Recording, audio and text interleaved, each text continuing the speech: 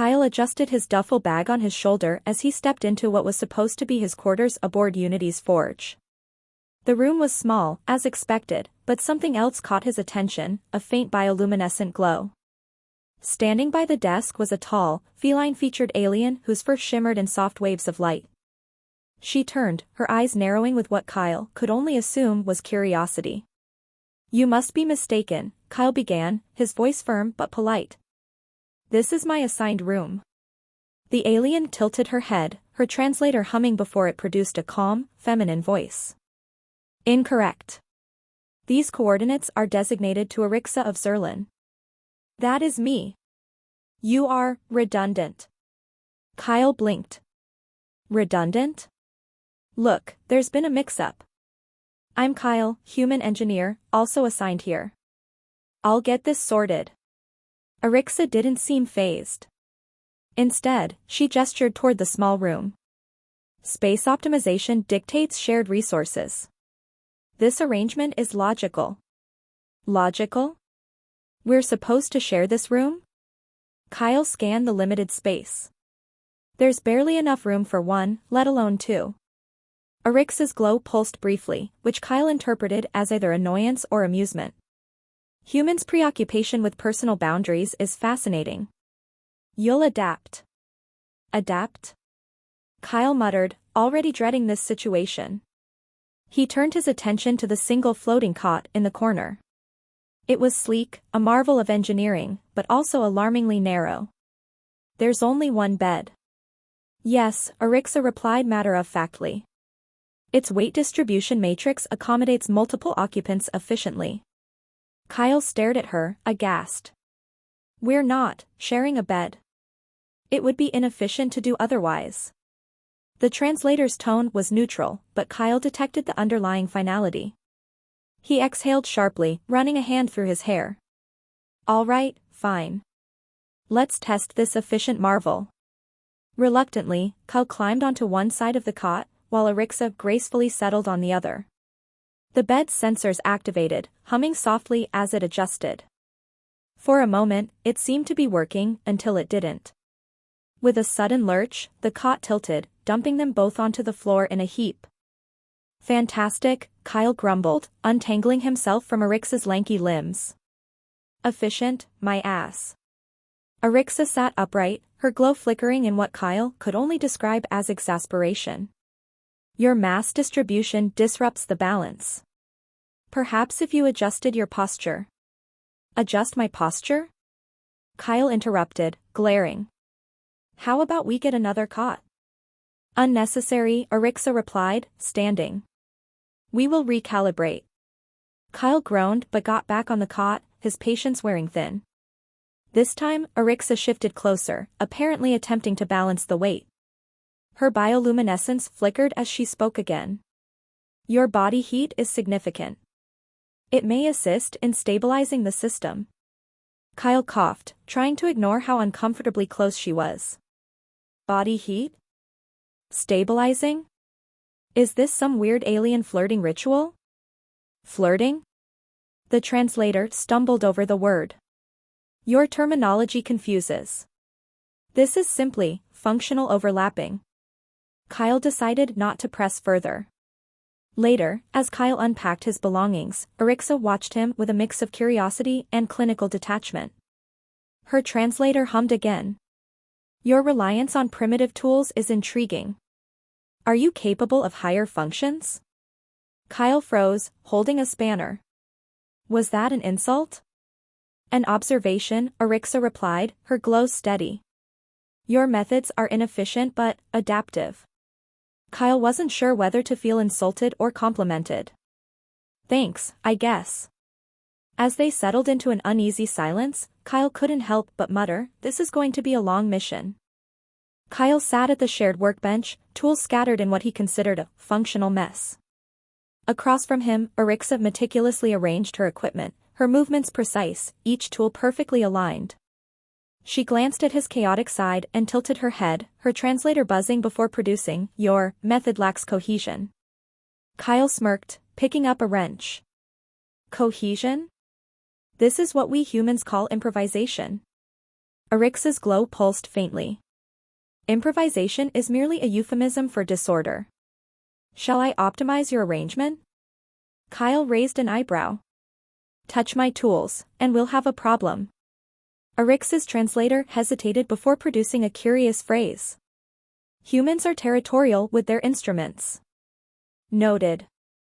Kyle blinked. That sounded weird. Before he could press further, their comm devices chimed. A system malfunction had triggered alarms in a critical section of the ship, and they were assigned to handle it together. Kyle sighed, grabbing his toolkit. Let's see if your cohesion can keep up with my improvisation. As they reached the malfunction site, Arixa began analyzing the problem with rapid, calculated efficiency. The coupling unit is misaligned, causing energy feedback. Realignment requires precision. Kyle crouched beside her, inspecting the same unit. Or, we could bypass the feedback loop and stabilize the flow temporarily. Temporary solutions invite future failures, Arixa replied, her glow dimming slightly. Sometimes you need a quick fix to buy time, Kyle argued, already reaching for a set of clamps. Arixa's translator hummed as she responded, your tendency to fix without addressing root causes is provocative. Kyle paused mid-motion. Provocative? You mean frustrating, right? Perhaps, Arixa said, though her tone, or rather, the translator's interpretation, seemed deliberately vague. As they worked, Kyle's hands brushed against hers while reaching for a tool. He pulled back quickly, muttering, sorry. Arixa's glow flickered, and her translator offered, your tactile contact is unnecessary but not unpleasant. Kyle stared at her. Are you messing with me? Messing? The translator struggled briefly. I am, engaged in mutual task completion. Kyle shook his head, choosing not to dwell on her choice of words. Instead, he focused on bypassing the malfunction, his method involving a bit of duct tape and what he called creative ingenuity. Arixa observed silently, her glowing fur shimmering faintly. When he finished, the system hummed back to life. Kyle leaned back, triumphant. See? Quick and dirty, but it works. Arixa inspected his work, her expression unreadable. The translator eventually produced, your approach is crude yet effective. Primitive ingenuity is intriguing. Again, not sure if that's an insult, Kyle muttered. As they packed up, a crew member passed by, smirking. Hey, you two done aligning circuits yet? Kyle groaned, but Arixa turned to the crew member, her glow steady. Our circuits are indeed aligned. The system is functional. The crew member stifled a laugh, walking away. Kyle rubbed his temples. Arixa, maybe let me handle comments like that.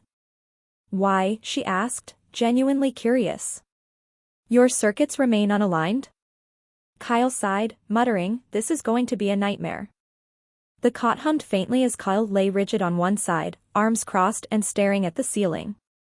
On the other side, Arixa was perfectly still, her bioluminescent glow softly illuminating the cramped quarters. He shifted slightly, trying to find a comfortable position without moving too much. You are unnecessarily tense, her voice broke the silence, the translator's tone calm but slightly inquisitive. I'm trying not to invade your space, Kyle muttered, adjusting his blanket. There is no invasion, Arixa replied. Your warmth distribution is suboptimal at this distance. We should converge. Kyle blinked. Converge? Overlap, the translator clarified, though not in a way that helped his growing discomfort. I'm good, thanks, he replied hastily, turning away. The cot's weight distribution system decided to chime in with its own opinion. With a sudden lurch, it adjusted to their combined mass, causing Kyle to roll slightly toward Arixa. He caught himself just before colliding with her, muttering, great. The bed's got an opinion now. Your imbalance disrupts the system, Arixa stated. Remain still, and it will stabilize. Kyle tried to comply, but the awkward tension made stillness impossible. Arixa's steady glow flickered faintly, a visual cue he couldn't interpret. The translator hummed. Your erratic movements indicate discomfort. Is the cot insufficient? It's fine, Kyle said through gritted teeth. I just don't usually share a bed with coworkers. Your species' attachment to solitary sleeping is inefficient, Arixa replied. In Zerlin culture, overlapping promotes efficiency and mutual benefit. Yeah, humans don't really think about efficiency when it comes to this. Fascinating, Arixa said, though her tone remained neutral. Perhaps this contributes to your species' lack of logical harmony. Kyle sighed. It's not about logic. It's about personal space. Privacy. Arixa tilted her head, the glow in her fur pulsing softly. Privacy is inefficient when resources are limited. Explain why humans prioritize inefficiency.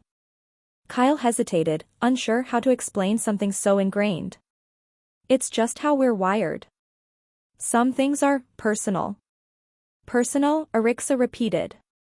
The translator struggled briefly before producing an arbitrary boundary with no functional purpose.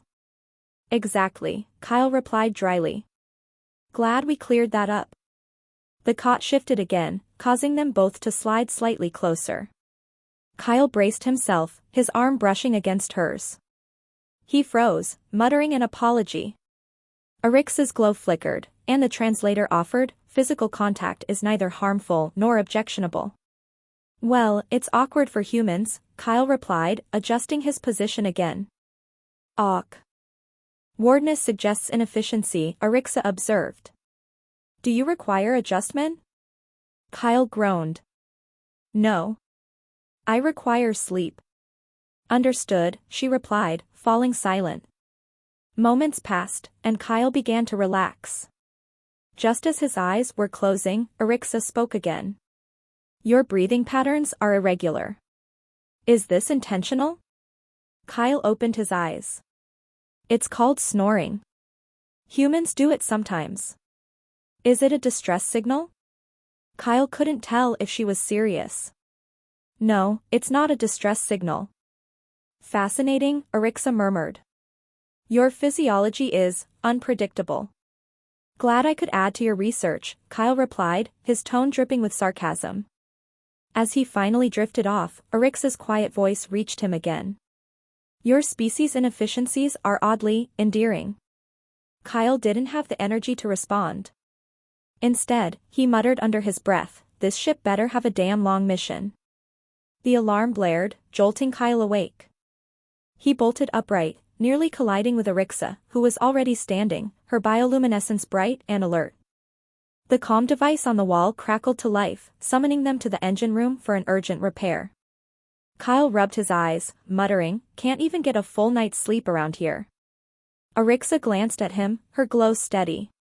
Efficient response is required. You are sufficiently rested. Yeah. I'll write a thank you note to the malfunctioning system, he grumbled, grabbing his toolkit. When they arrived at the engine room, the problem was obvious, a coolant line had ruptured, and energy levels were spiking dangerously. Steam hissed from the pipes, and the entire area smelled faintly metallic. We must seal the breach and recalibrate the flow, Arixa stated, already analyzing the situation. Kyle studied the same pipe, his brain working through a solution. If we patch it here and reroute the pressure temporarily, we can buy time to fix the core issue. Arixa's translator buzzed. A temporary solution increases systemic risk. Precision is essential. Precision takes time we don't have, Kyle shot back, already reaching for a sealant. Their argument continued as they worked, with Arixa insisting on exact calculations while Kyle focused on quick fixes. At one point, she paused, her translator producing, your insistence on rapidity over stability is reckless, yet oddly compelling. Kyle snorted. Compelling? That's one way to put it. They both leaned into the tight space to access the coolant line. The confined quarters forced them to work shoulder to shoulder, their tools occasionally clinking together. Pass me the wrench, Kyle said, reaching out blindly. Arixa handed him a tool without looking, but her translator added, ensure a firm grip on the shaft. Kyle froze for half a second before shaking his head. You're doing this on purpose now. Arixa tilted her head, her glow pulsing faintly. Your reaction suggests unintended double meaning. Clarify. Never mind, Kyle muttered, focusing back on the pipe. As they worked, the ship groaned under the strain of the malfunction. A sudden burst of steam startled them both, causing Kyle to flinch. He slipped, grabbing onto the nearest stable surface, Arix's arm. Careful, she exclaimed, her glow brightening sharply.